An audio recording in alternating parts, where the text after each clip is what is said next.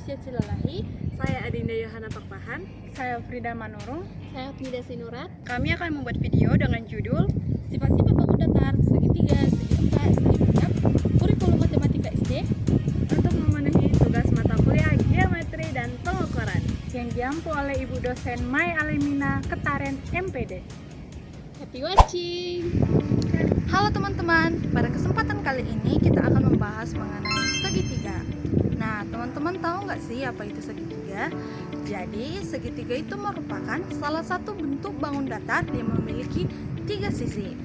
Nah, segitiga ini memiliki jumlah sudut sebesar 180 derajat. Jadi, segitiga ini teman-teman dibagi menjadi 2 jenis. Yang pertama berdasarkan panjang sisinya, dan yang kedua itu berdasarkan besar sudutnya.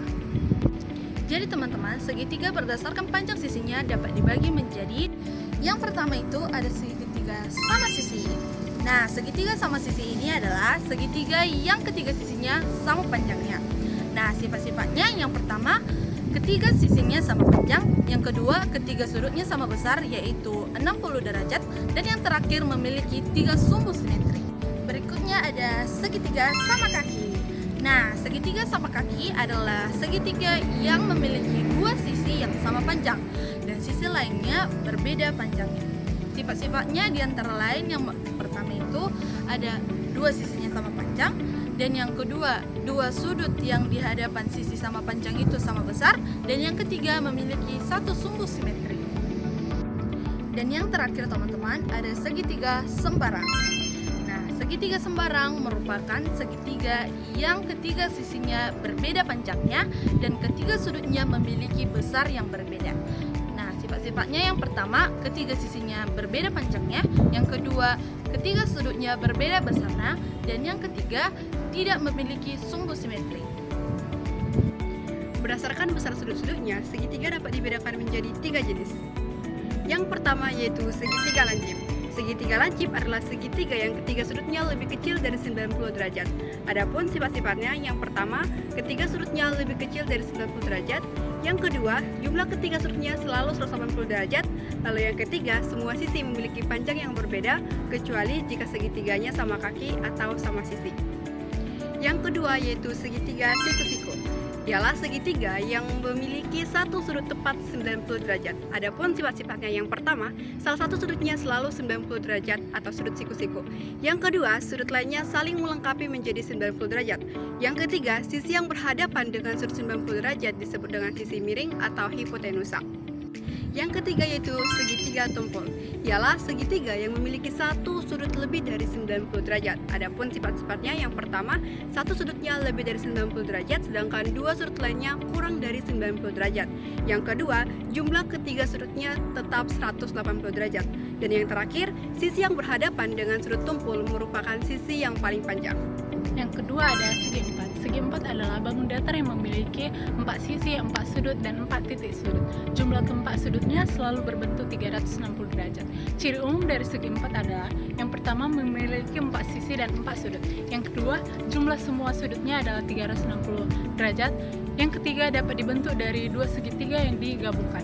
Yang selanjutnya adalah termasuk berbagai bentuk seperti persegi, persegi panjang, belah ketupat, jejer genjang, trapesium, dan lain-lain.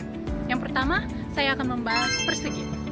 Persegi adalah segi 4 yang memiliki 4 sisi dan keempat sisinya selalu sama panjang, dan keempat sudutnya merupakan sudut siku-siku yang berbentuk 90 derajat. Sifat-sifat dari persegi, yang pertama, keempat sisinya sama panjang. Yang kedua, setiap sudut adalah sudut siku-siku dengan 90 derajat. Yang ketiga, sisi-sisi yang berhadapan sejajar. Dan yang terakhir adalah persegi mempunyai sumbu simetris selipat, yaitu 4 sumbu simetris selipat. Yang kedua adalah persegi panjang. Persegi panjang adalah segi 4 yang mempunyai 2 pasang sisi yang saling berhadapan dan sejajar dan sama panjang. Dari keempat sudutnya adalah sudut siku-siku yang membentuk 90 derajat. Dengan demikian bisa dikatakan bahwa persegi panjang adalah jejer genjang yang mempunyai sudut siku-siku. Adapun yang menjadi sifat-sifat dari persegi panjang, yang pertama, pasangan sisi yang berhadapan sama panjang dan sejajar. Yang kedua, keempat sudutnya masing-masing sebesar 90 derajat. Yang ketiga, kedua diagonalnya sama panjang dan saling membagi 2 sama panjang ketika berpotongan. Yang terakhir adalah memiliki 2 sumbu simetri. Yang ketiga adalah belah ketupat. Belah ketupat adalah segi empat yang keempat sisinya sama panjang dan sisi-sisi yang berhadapan sejajar, karena termasuk jajar genjang khusus. Atau secara lain, belah ketupat adalah jajar genjang yang semua sisinya sama panjang. Adapun yang menjadi sifat-sifat belah ketupat adalah yang pertama, keempat sisinya sama panjang, yang kedua, sisi-sisi yang berhadapan sejajar, yang ketiga, sudut-sudut yang berhadapan sama besar, dan yang terakhir, diagonal-diagonalnya menjadi sumbu simetri lipat.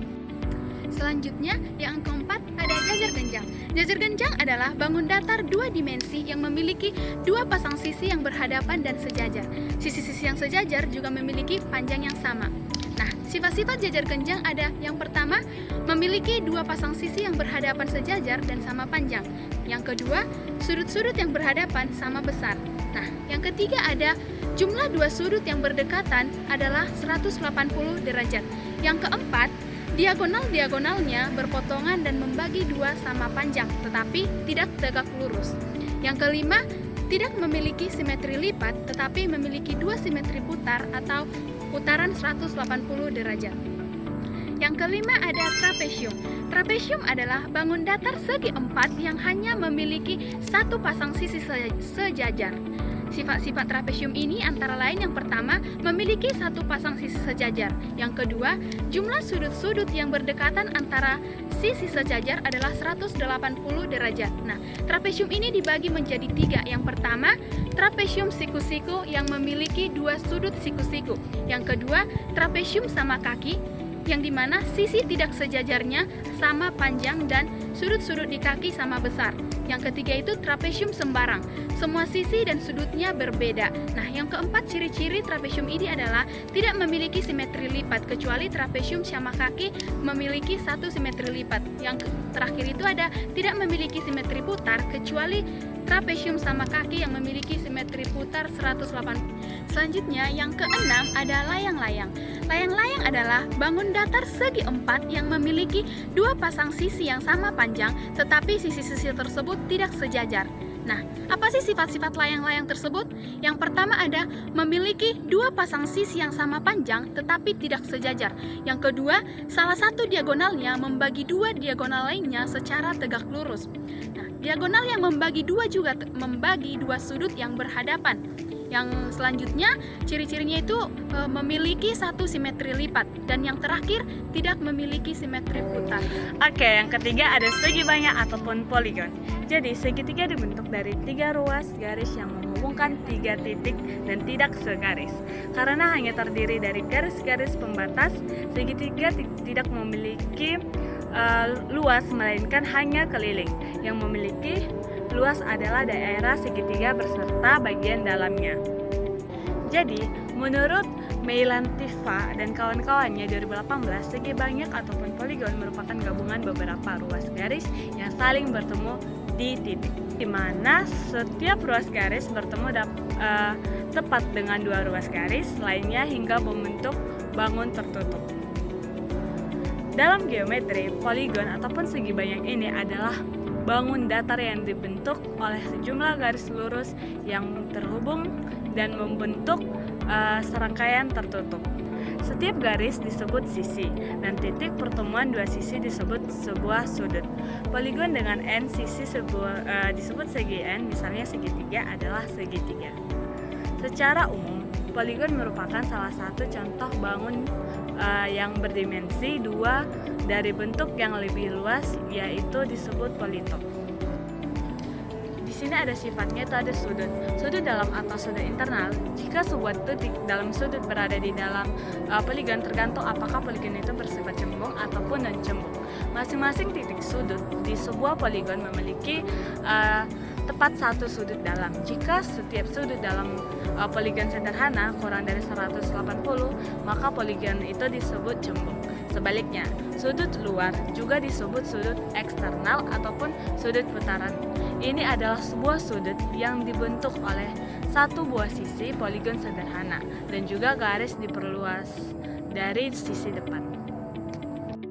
Oke, yang kedua itu ada dari luasnya. Poligon sederhana jika poligon tidak berpotongan diri, ataupun dengan kata lain poligon itu tersebut sederhana untuk dua poligon sederhana yang luasnya sama.